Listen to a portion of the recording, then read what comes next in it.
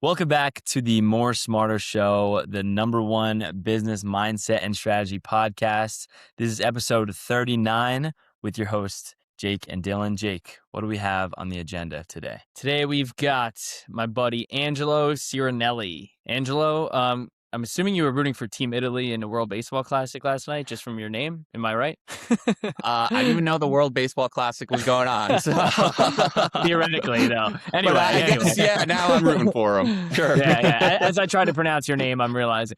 So anyway, Angelo, why do we have you on the show today? Hey, Jake, Dylan, thanks for having me on. I co-founded a financial planning business geared mostly towards real estate investors. So I work on a lot of short-term engagements. I'm also passively involved in my family's property management company too. Cool.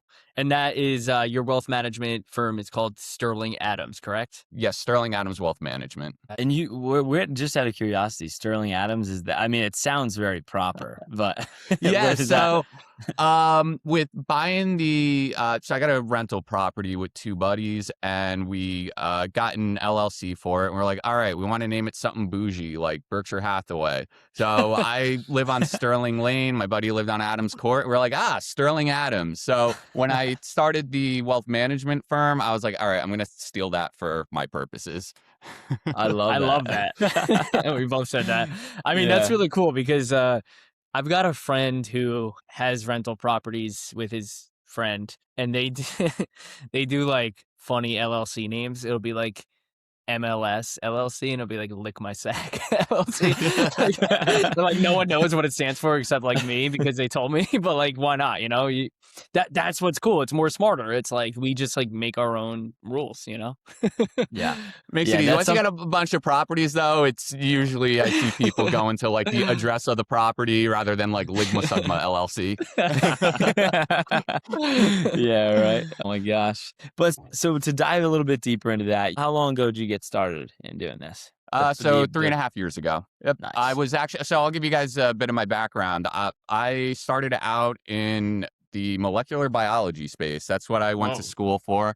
Got really into personal finance, bought the rental, got involved with my family's property management business. So after spending more time in the lab helping my lab mates out with their finances rather than doing actual experiments, they kind of gave me the push to go out and start the financial planning business. And it's cool. They were actually my first clients. So yeah. That's so cool. That's like Andy Dufresne in Shawshank, Yeah,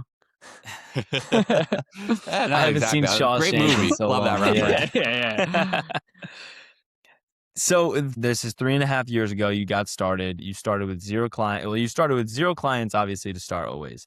But then immediately after, you got three friends. What did you do in those first like 6 or so months as a new business owner to say, I'm going all in on this? So the first thing was definitely networking with like CPAs, enrolled agents as well.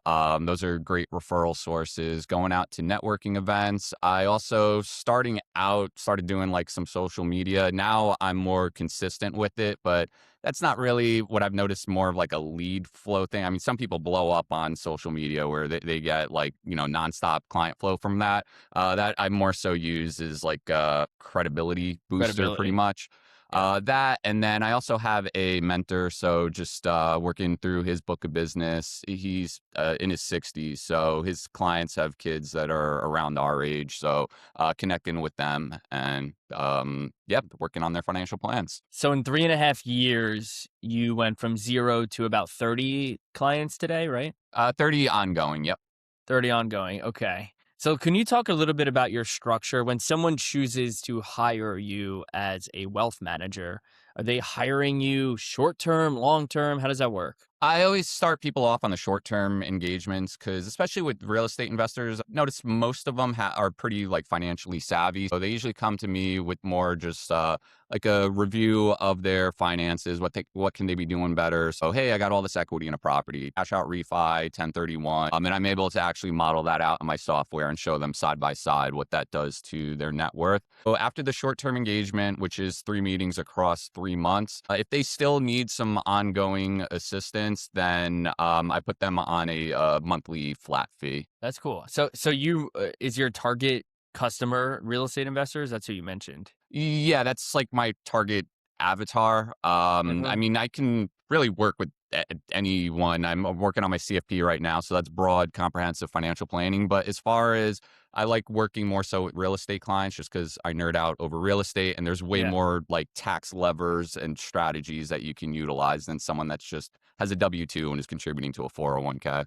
So now when someone is to go to you, it's mainly just planning out the events of like which route they can kind of take. It's not like you're the one that's managing the money for them. It's just an strict advice. So for some clients, I am managing money. Like, if they're a real estate agent, they'll typically have a SEP or a solo 401k.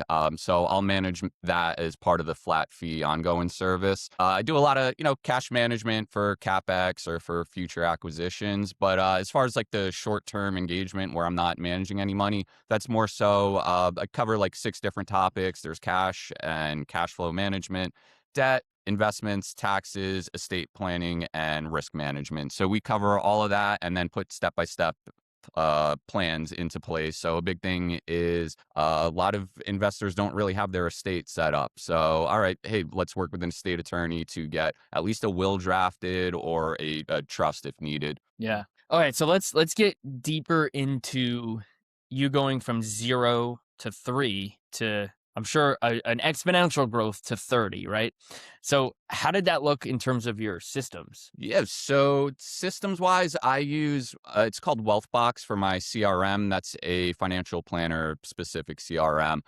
So I have workflows out on there where, hey, from the time a prospect reaches out to me or I connect with them, what does that look like with, all right, we have the 30-minute free consult. And then any follow-ups and any specific documents that I need from them, I have that in my workflow. So that way nothing falls through the cracks. Mm.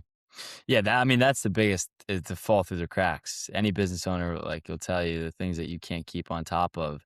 So when you when you are like, I guess, like, do you like prospects for business? Like a lot of the topic that we kind of have a lot is in the first couple, whether months or years, depends on each business owner. But you're working more harder instead of working more smarter. Where is that time period for you, and kind of what were you doing during that time? Yeah. So, I mean, definitely in the first few years of business, it is rough. I mean, my first year in business, I made like almost no money.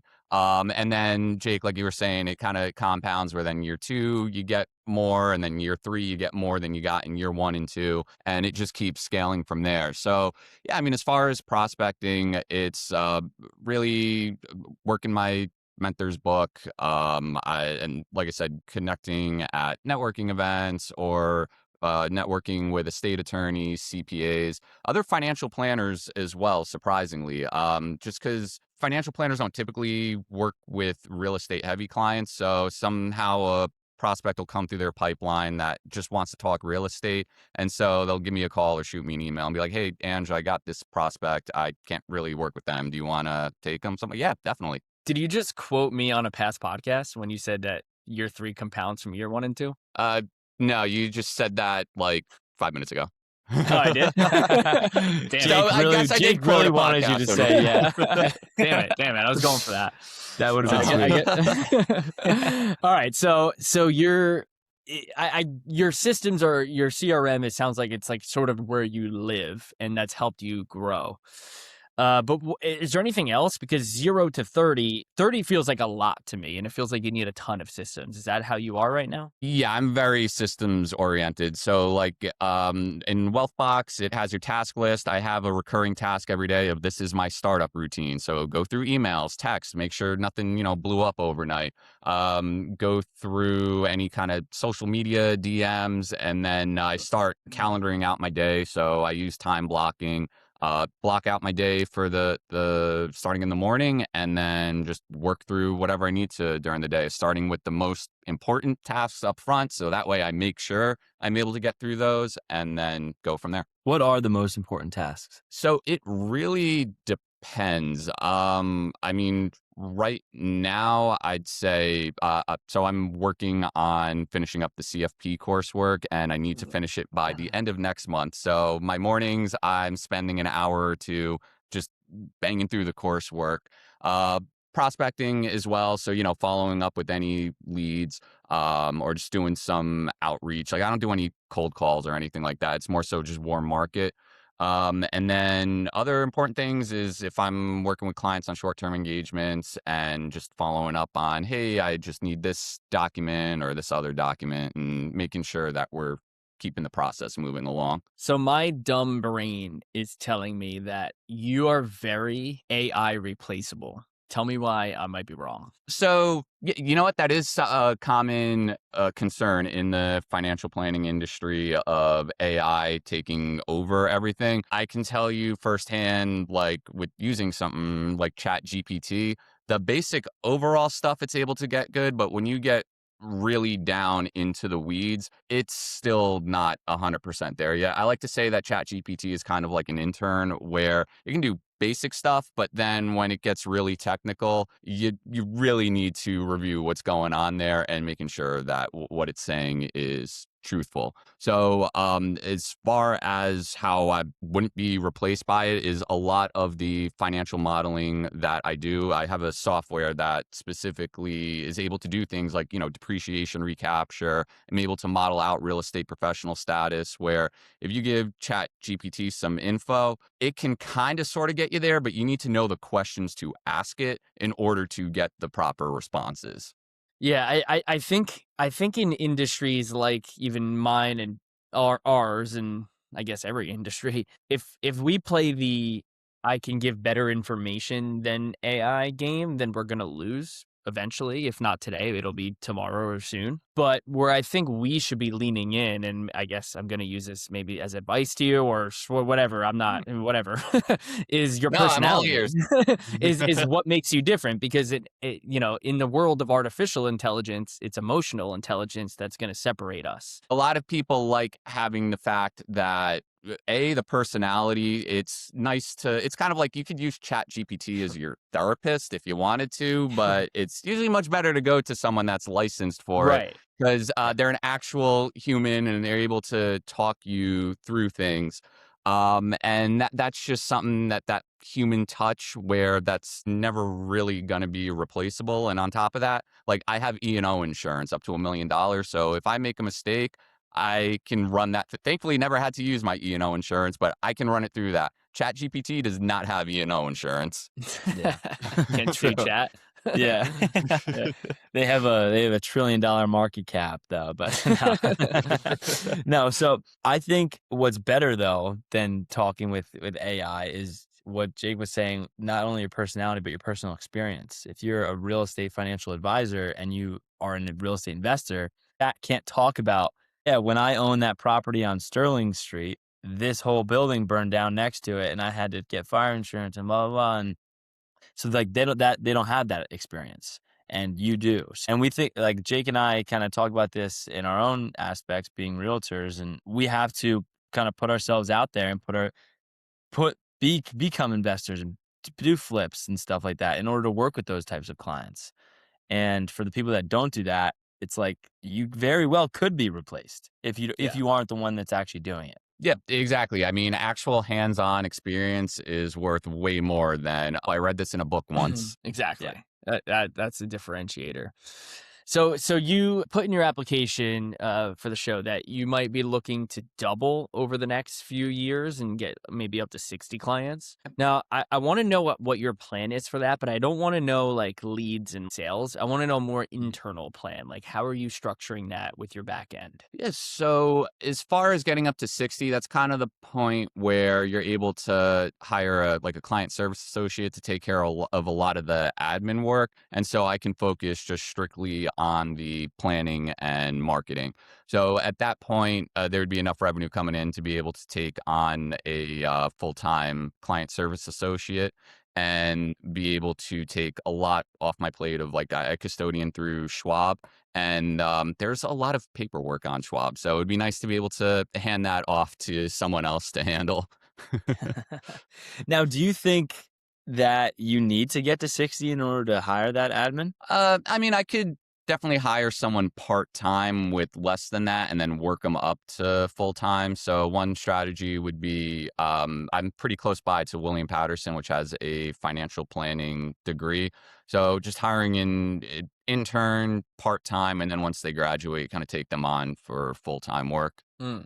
I like that Love idea. I think that Yeah. doesn't get thought about enough. I've recently been thinking about how many colleges are local and how awesome of an opportunity, honestly, it could be for a college student to either intern or even paid internship for all the different things that we could probably use help in. Oh, definitely. And even just hiring a virtual assistant. Like for my social media, I have a VA who she edits and posts the content, and that frees up hours of my time. So she can edit better than I can and post. Like I still don't even really know how to post on Instagram. Like I have to sit there and I'm like, wait, I think I pressed this button. I got to add music here. And so she takes care of all of that. Yeah, that's big. And it's something though that's really important to talk about with business, where you don't really want to spend money if you're making good money, you don't want to just spend all of it, right? But in order to get to that next level sometimes and level up, you need to spend that money.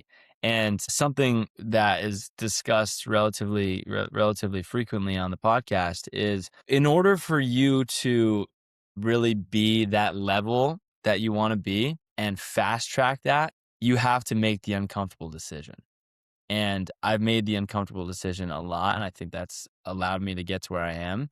And but I've also I've also bitched out on a lot of them. And Damn. now I think that stopped me from being better too. So it's just putting yourself out in the ring. Yeah, I mean, at a certain point, you gotta kind of take that leap of faith that, hey, my net income is gonna drop so that I can hire someone to take care of things. But I believe in myself that I can continue to grow the business and be able to replace that income and then some. It's that delicate balance of leveling up, but also having the wherewithal and the vision to realize that leveling up is not the only thing that's important to the business or to your life right now. Right? New levels, new devils, we say a lot. So that's certainly, you got to be prepared for new levels, and not everyone is when they take those leaps. Yeah, I see. I mean, you definitely need to have your systems down in place. You can't just hire someone and say like, okay, go do this. No, you got to actually take the time to train them, build out your workflows so that they're able to consistently do things the way that you train them to do it. And that's one thing that, yeah, a lot of people struggle with because they don't like to sit there and build out the workflows and, oh, hey, everything that I do is super unique and everything. You still, in order to scale, need to build out processes that are easily repeatable. Do you ever have imposter syndrome when having a thought like that? Because for me, I'm also only about 3 years into, being a realtor, business owner, I guess you could say. Um, I wouldn't say actually as a realtor, I'm a business owner, but as a We got realtor, it. like We get for me, it. for me, hiring someone is like, this is weird. I was just in high school like 4 years ago. I can't do that. And and then for you, it's like, oh, I'm still only 3.5 years into the business. Is there any imposter syndrome behind hiring someone? No, not really. I mean, I'm comfortable with obviously learning is an ongoing experience. You never know everything about everything. So, with being so close to the start, I actually feel more comfortable because I'm like, hey, it wasn't that long ago I was in this person's shoes. So I know exactly what they're going through and where it's just like drinking information from a fire hydrant. So how do I make this that it's easily digestible for them? And so I think back to just a few years back of like, okay, well, what do I wish I learned right off the bat, or how to make things more just easier to learn? Because in financial planning, you're touching so many different aspects of someone's financial life that there's a whole lot of info that you need to really become competent in. Have you ever gotten feedback that a client or customer of yours doesn't want you to do a ton of business outside of themselves? So as far as like they don't want me to take on any other clients or Yeah, like any of those conversations ever even close to happening? oh Jake's wondering no. because he wants that for himself as well. Definitely not. But I think about I think about a lot of shit, and I'm just thinking about that. Well, I'll tell you how I got there. So we had a power washer on the podcast many episodes ago. And what I said to him, I was like, if you do a great job for your customers, they don't need you again for 3 years, at least. If you do an average job for them, then they need you again next year. It's almost counterintuitive. And a lot of times with my financials and accounting, I've learned so much from the people who I've hired that I almost feel like I don't need them. So that's where I got to that thought of, where do you find yourself in that balance? No, so I'm big, like that's why I always do the short-term engagements first, because my goal is to get them to the point where they can handle their finances, and then if they need every year or two just a little touch base, things like that, then more than happy to help them. But yeah, the goal is to really get them up and on their own 2 feet so that they're able to handle it. Because then, if you do a really good job for someone and they're like, wow, Angelo, he organized my financial life, got a step-by-step plan in place, and really taught me so much, that's a great referral source. So you're graduating people that to like, hey, you might not need me anymore because we did so well together. Congratulations. Yep, exactly. That's the goal. And then if they still do need ongoing help, then like I said, I just put them on the flat monthly fee and give them the ongoing assistance that they need. It seems like a pretty good business model where you have two aspects of it, where you are the graduation course, let's just call it, the newbie to, level 2. And then you have the ongoing real estate people that maybe need consistent advice. That's right. Exactly. So it's kind of just geared to wherever they are at. So if they can, they're very financially savvy, then I tell them, you don't need any kind of ongoing assistance from me. If any major thing changes in your financial life, then, we can definitely talk more at that point. But yeah, you can fly the coop. Yeah. So are there any verticals of your business that you think is another revenue source for yourself? I like sticking with just the pure financial planning. I mean, you can get off into like other little tangents and stuff, but where I find that I can provide the most value is on the financial planning. I mean, technically with the property management company, I guess that's right integration. But I don't have any clients that invest in Hilton Head, so it's not like that, Right, that's where your property management is. But you mentioned the CFP that you were going. What's that for? All right, so the certified financial planner, that is kind of like the gold standard of designations in our business. It is 7 classes. Each class has a final exam, and then there's a cumulative exam that they give 3 times a year. And on top of that, you need 2 to 3 years worth of experience before you can actually use the CFP designation. So it's really just more so a way to show people that you've done all the coursework, you put the time in, you know what you're talking about. Because without that, I mean, you can become an advisor, and like I got my Series 65, which is just what you need to be able to advise people and manage money. I got that in like 2 weeks. So it's definitely the CFP kind of puts you above the competition when your competition is like, hey, last week I was washing dishes. Now I'm a financial advisor. Yeah, which is pretty cool that you got 30 ongoing clients without that, right? Like that's impressive. Yeah. I mean, it's more so, I feel like for higher net worth individuals, it matters a bit more. Like a lot of people don't really know what the CFP is, but they like to know, like, I tell them what goes into it, and they like knowing that it's not just some designation you get in a weekend. Yeah. I feel like for, I guess maybe my whole generation, or maybe this is just me because I'm a little bit more of an oddball. I don't care about that really. If you're smart and you can go to YouTube University and tell me everything you need, like everything about financial advice, and I'll believe you, and like I'll listen to it, and I don't need a degree, or you don't need a thing for me. Yeah, and I see the same thing with custodian assets, because I use Schwab, like I was saying, and older clients, they know Schwab, they like that, but the younger clients, like, they don't care. I'll open up a Robinhood account. It doesn't really matter too much for them. It used to matter more. Exactly. Mm-hmm. Now we're back to AI. Information's free. So who are the differentiators? And it sounds like that's a good way. So is your business sellable at all? Yeah, I mean, with a book of business, there is a value behind it. What I'm looking to more so build is like a lifestyle type business where I'm not looking to have a million employees and, take over the world. I like the freedom and flexibility that having a manageable book of clients provides for you, and then having an assistant to be able to take care of a lot of the boring like admin tasks. So yes, it is saleable. It's just I'm not trying to build something that is, like I said, takes over the world.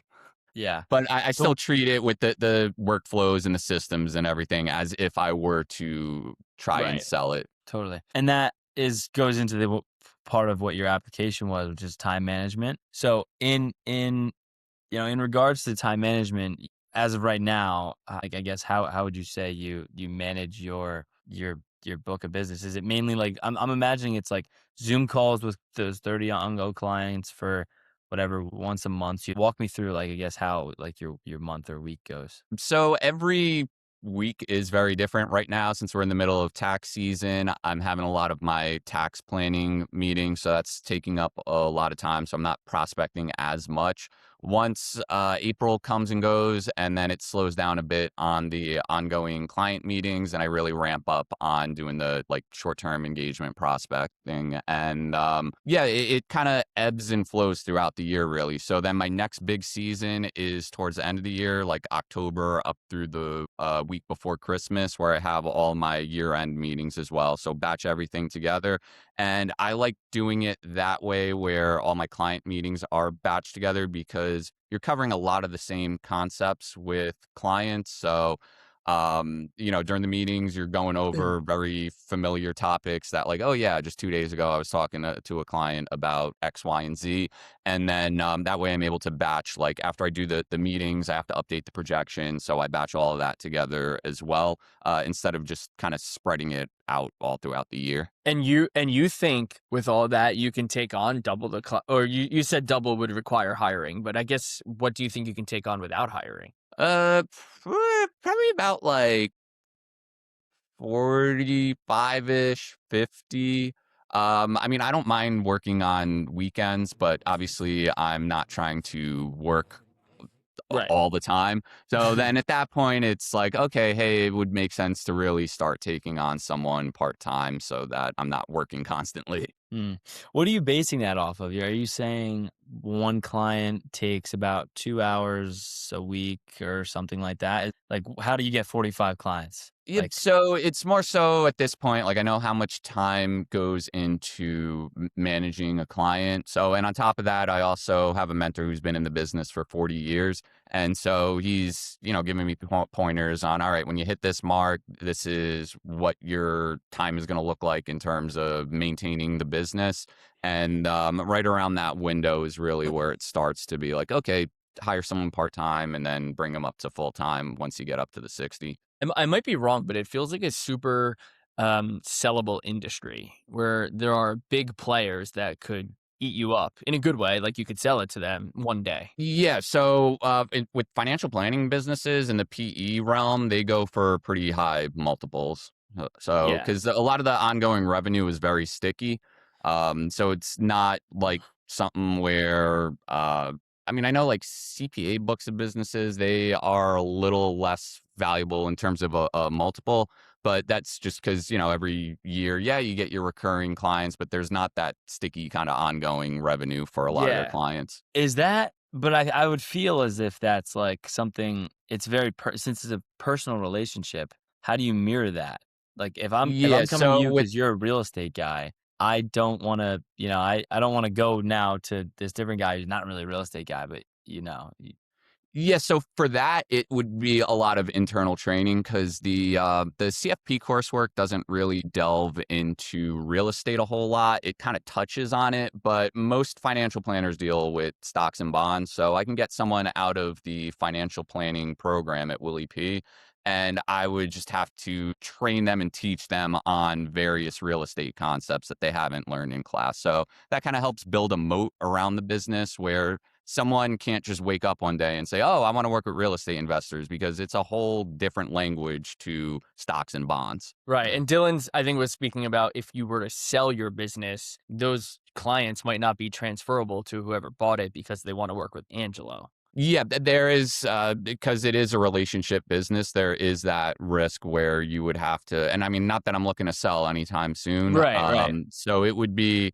yeah, like, I wouldn't sell it to some firm that is looking to like completely change the model. That definitely lessens the amount of firms that I'd be able to sell to. But, if I were to sell years and years down the road, I would want to make sure that the person who would be taking over the book has actual real estate experience and is going to be able to Yeah. properly advise the clients. And that happens in every industry. For any sale of a business, it's not a 100% transition, right? Some people are going to get butthurt about it and look for someone else, but most people probably are satisfactory with that, because if Angelo, who I trust, then Angelo's recommending this person, we should be fine. Yep, exactly. So, I mean, the good thing is, with this being such a high trust business, like if I tell clients Yeah. to do something, that they trust me completely, that, okay, it's in their best interest to do it. And now I wanna get your thoughts on something, because this is really dawning on me as we're talking right now.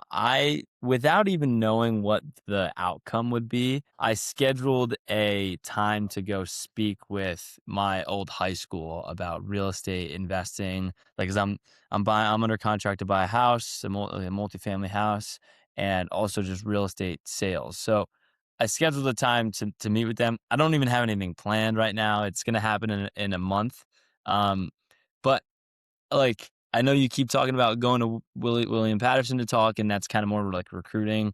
High school obviously is different. They're not ready to go into the workforce yet, but I feel like my thought process towards it is just to educate people about the possibility of being in real estate. And now for you is like, I would almost assume that there's a larger effect, or maybe like there's like a butterfly effect of, besides recruiting these people, you're letting them know about, financial literacy. And then on top of that, now they know you as this guy for the next 10 years that you're in the business, and they're actually growing up into being adults. So Yeah. more of what I guess what I'm asking is like, what else could be the butterfly effect on that? Is that something that like you thought deeply into? Well, obviously with working with someone younger, I do work with a lot of clients who are in their 20s and are making absolute bank. So, teaching them the basics of, all right, if you buy this property, here's the strategy that would work best for you from a tax and net worth perspective. But, obviously with working, bring in intern, and they have family members that might invest in real estate and are looking for a financial planner, or even if they don't have any real estate, they might be looking to work with an advisor who just works on short-term engagements. So it's definitely that, where the more hands you shake, the more connections you meet, and over time that really just starts to build on itself. Yeah, it is just spreading the word of education. That's what it comes down to. It's adding value. Actually, adding value is what it comes down to. If you add value to someone, they will share you with other people. Yeah, I mean, I love teaching people different concepts and everything. Like I said, I nerd out overall, like the tax strategies and that fun stuff. So I can go on and on and on and on about various strategies to pursue. So Dylan, does your high school that you're speaking at know that you dropped out of college? Yes, the person that invited me to do it knows, but maybe he won't be as happy if I encourage other people to do similar. I think you should. I mean, if you want to add value, you got to be yourself. Like, lean into it. I know, true. I agree, and I guess it's more of just like a thought for people. It's like it's an option where I didn't. I kind of knew that going into college, that you could become a realtor without going to school, but if I wasn't in a household of real estate people, then I wouldn't have known that. So there's exactly. A lot of people So that you're spreading the understand. household to them. Exactly. Yep. yeah, that's a big thing, where not everyone has to go to college. Like you said, as a real estate agent, you don't need college, or if you want to get into the trades, go to a trade school. Why take out tens of thousands of dollars on student loans to go to college because people tell you, oh, you got to go to college. And I mean, look at me. I'm not using my degree. Yeah, same. That's a whole other, I think a few episodes, Angelo, if you want to listen to that, a few episodes ago, we had an 18-year-old on who's about to graduate high school. That's a good listen for that topic. Yeah. Yeah, exactly. And I mean, Jake, was it gym teacher, math teacher? Yeah, I was a gym teacher. Okay. Yep. Mm-hmm. I used to be a gym teacher. Only when you started your business in 2023, that's when I was leaving teaching. So it feels like inside it feels so long ago, but on the calendar, it wasn't that long ago. Yeah. It's just, I feel like I'm a different person than I was. I had, I can't imagine. I went and played basketball at 7 a.m. today, and I saw the school bus. I saw people driving, and I was just like, holy shit, I'm so happy I don't do that anymore. Yeah, especially with the past few weeks where it was like a high of 10 degrees. Having to get up at 7 in the morning and out the door. The thing is, when it's shitty out, I agree, especially then. But when it's nice out, also especially then, because it's nice out. So there was never a time, like I didn't dislike my job and my work and my life. Honestly, I really liked it.